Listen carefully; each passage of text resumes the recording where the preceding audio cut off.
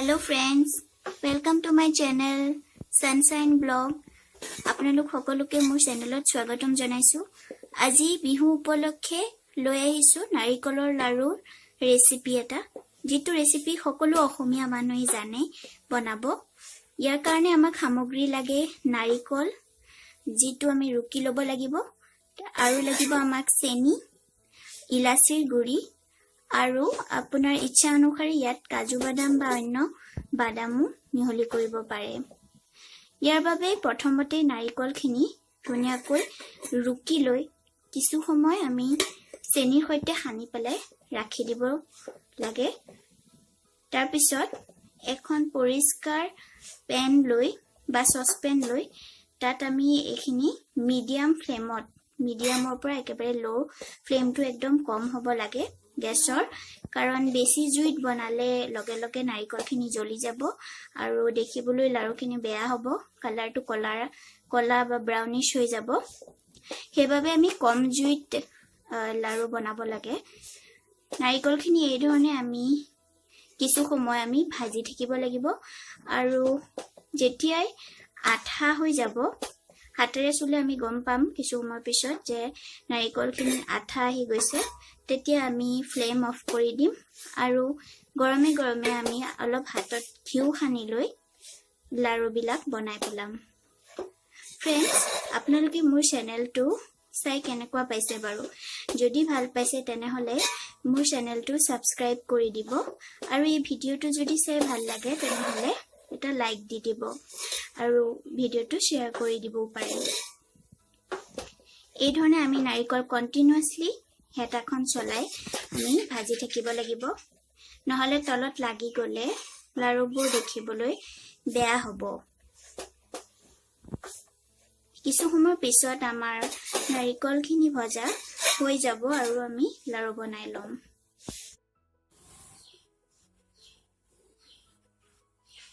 চাওকচোন, তগৰ ফুলজোপা কি ধুনীয়াকৈ ফুলিছে, গোটেই গছজোপা ভৰি পৰিছে। এয়াই হৈছে আমাৰ অসমৰ সৌন্দৰ্য। পদূলি মুখত তগৰজোপা সুগন্ধ মলমলাই আছে, আৰু সকলোৱে এই সুগন্ধ গ্ৰহণ কৰিব পাৰিছে। দেখিবলৈ ধুনীয়া হোৱাৰ লগতে ইয়াৰ সুগন্ধই সকলোকে আকৰ্ষণ কৰে।